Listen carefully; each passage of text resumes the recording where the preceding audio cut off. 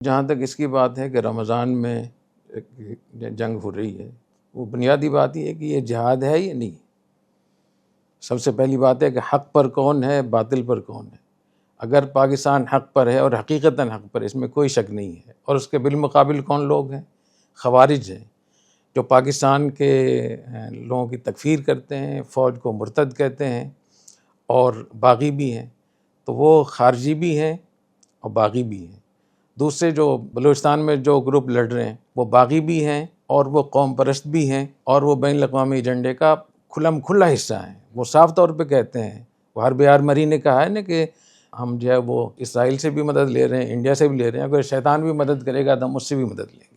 تو یہ دو گروپ ہو گئے، ایک خوارج اور باغی، اور ایک باغی لوگ اور قوم پرست، اور جس میں عصبیت اور قومیت اور لسانیت سب۔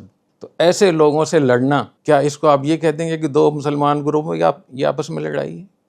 خوارج سے لڑنے کے بارے میں کتنی احادیث میں ترغیب ہے، اینما لقیتموہم فاقتلوہم، جہاں تمہیں ملے ان کو مارو۔ اگر وہ کسی مسجد میں ملیں تو وہاں بھی مار سکتے ہیں، اگر وہ کسی مسجد کو اگر پناہ گاہ بنائے ہوئے ہیں تو وہاں مارنا جائز ہے ان کو۔ اور ایسے ہی جو باغی لوگ ہوتے ہیں تو یہ ہے کہ ان کو سمجھائیں، فاصلحوا بینہما۔ تو یہ جو مختلف احادیث اس موقع پہ بیان کی جا رہی ہیں دو مسلمانوں کے آپس میں لڑائی کے حوالے سے، اس کی یہ موقع نہیں ہے اس کا۔ یہ آیت کو پڑھیں، فَإِن طَائِفَتَانِ مِنَ الْمُؤْمِنِينَ اقْتَتَلُوا فَأَصْلِحُوا بَيْنَهُمَا، کہ دو مسلمانوں کی اگر آپس میں دو طائف مسلمانوں کے دو گروہوں کی لڑائی ہو جائے تو ان میں اصلاح کرو۔ فَإِن بَغَتْ إِحْدَاهُمَا عَلَى الْأُخْرَىٰ، اگر کوئی گروپ نہیں مان رہا، فَقَاتِلُوا الَّتِي تَبْغِي، اس سے قتال کرو جو بغاوت کر رہا ہے، جو باغی ہے۔ اور خوارج کے بارے میں ویسی بہت بڑی اس میں فضیلت ہے، حتیٰ تفیء الی امر اللہ، یہاں تک ان کا دماغ ٹھیک ہو جائے، واپس سے جائیں، ٹھیک ہو جائے۔ تو پہلی بات یہ کہ پاکستان حق پر ہے، اور یہ خوارج اور جتنے بھی BLA کے لوگ ہیں یہ باطل پر ہیں، اور ان کی قیادت چونکہ افغان طالبان کر رہے ہیں، افغانستان کی جو امارت اسلامیہ کے جو میں نے بتایا، تو اس میں کوئی شک نہیں ہے کہ یہ مفسدین ہیں، محاربین ہیں اور باغی ہیں اور خوارج ہیں۔ تو خوارج، باغی اور مفسدین، الذین یفسدون فی الارض، اور محاربین، ان الذین یحاربون اللہ ورسولہ ویسعون فی الارض فسادا، جو محاربین ہیں، جو اللہ رسول سے جنگ کرتے ہیں، جو فساد فی الارض کرتے ہیں، تو ان کا حکم یہ نہیں ہے کہ آپ یہ حدیثیں بیان کریں ان کے سامنے، ان کے فقتلوہم ان قاتلوکم فقتلوہم، تو ان سے تم قتال کرو۔ اور اگر وہ رمضان کا مہینہ ہے تو رمضان کے مہینے میں اس قتال فی سبیل اللہ اور جہاد فی سبیل اللہ کا اجر بھی اتنے زیادہ ہوگا۔ کیا فتح مکہ اس میں نہیں ہوا رمضان میں؟ کیا بدر رمضان میں نہیں ہوا؟ تو رمضان میں اگر روزے کے دن ہیں تو مقدس موقع پہ، مقدس وقت میں اور مقدس جگہ میں اگر کوئی اور عبادت ہوتی تو اس کی اہمیت بھی بڑھ جاتی ہے۔ تو جیسے جہاد فی سبیل اللہ کے سب سے زیادہ فضائل ہمارے دین میں جہاد کے ہیں، اگر وہ جہاد کا موقع رمضان میں مل رہا ہے تو پھر ظاہر ہے کہ اس کا اجر بھی بڑھ جائے گا۔ تو اس وقت میں جتنے بھی لوگ ہمارے پاکستان کا دفاع کر رہے ہیں، ان خوارج سے لڑ رہے ہیں، یا فتنۃ الہند سے لڑ رہے ہیں، یا افغان طالبان کی موجودہ بے دین حکومت سے لڑ رہے ہیں، تو یہ اجر کے مستحق ہیں، اور پوری قوم کو ان کے ساتھ کھڑا ہونا چاہیے۔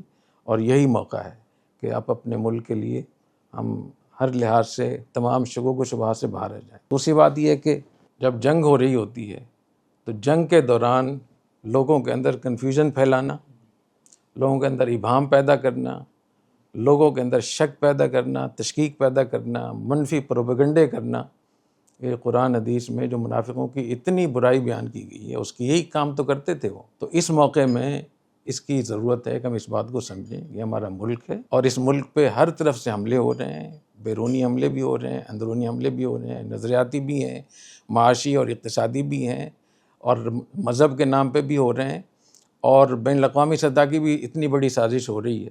اس میں ہمیں یکسو ہو کر مکمل کلیئرٹی کے ساتھ اپنی فوج کے ساتھ کھڑا ہونا ہوگا۔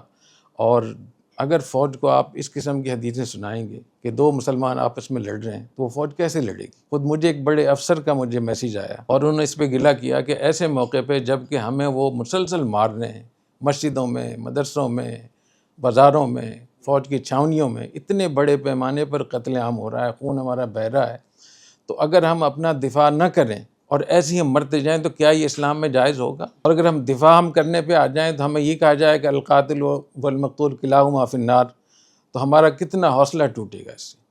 اس لیے میں سمجھتا ہوں کہ اس وقت اس کی ضرورت ہے. ہم اس اگر مگر سے قصے سے نکلیں، صاف طور پہ کہیں کہ یہ محاربین ہیں، یہ خوارج ہیں، یہ قوم پرست ہیں اور بیرونی ایجنڈے پہ چل رہے ہیں. اور افغانستان کی موجودہ حکومت، ہم نے کبھی ان کو خوارج نہیں کہا. افغانستان کی حکومت کو، طالبان کو کبھی ہم نے خوارج نہیں کہا. لیکن میں آج بتا رہا ہوں کہ افغانستان کی موجودہ قیادت میں ان 8 لوگوں میں، جن 8 لوگوں کا میں آگے نام لیتا ہوں، یہ ان کے نظریات خوارج سے کم نہیں. میں نے خود سنا ہے ان سے، میرے پاس اس کے ثبوت موجود ہیں کہ وہ پاکستان کی فوج کو مرتد کہہ رہے ہیں. پاکستان کی فوج مرتد ہے، تو اگر وہ لڑ بھی رہے ہیں اور پاکستان کی فوج کی تکفیر بھی کر رہے ہیں تو پھر ان کے اس میں کیا فرق ہوگا؟ دوسری بات ہے کہ اگر وہ تکفیر نہیں کرتے، لیکن اس سے کیا فرق پڑتا ہے؟ اگر وہ خوارج کا ساتھ مدد کر رہے ہیں، ان کو سپورٹ کر رہے ہیں، ان کو باقاعدہ بھیج رہے ہیں اور اس طریقے سے پاکستان کو توڑنے والوں کے ساتھ، اس میں کوئی فرق نہیں ہے کہ وہ کس لیے لڑ رہے ہیں. اگر وہ پیسے کے لڑ رہے ہیں تو بھی یہ جہاد ہے اور اپنا دفاع ہے، اور اگر کسی نظریاتی کسی گمراہی میں مبتلا ہیں تو بھی یہ جہاد ہے اور اپنا دفاع ہے، اور اگر کسی بیرونی ایجنڈے پر چل رہے ہیں تو بھی یہ دفاع ہے اور پاکستان کی طرف سے جو ہماری فوج ہے، مجاہدین ہے.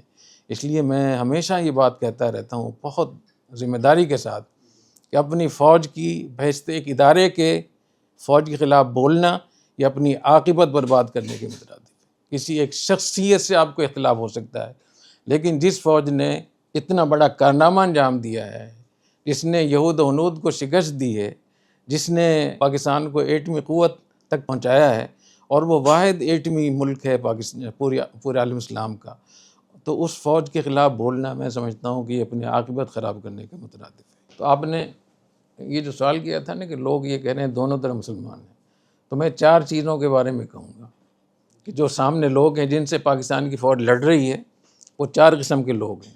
نمبر 1 خوارج ہیں اس میں، اور اتنے بڑے پیمانے پر انہوں نے تکفیر کی ہے کہ پشتو میں، اردو میں، عربی میں ان کے سینکڑوں ہزاروں بیانات موجود ہیں کہ وہ تکفیر کرتے ہیں، مرتد کہتے ہیں.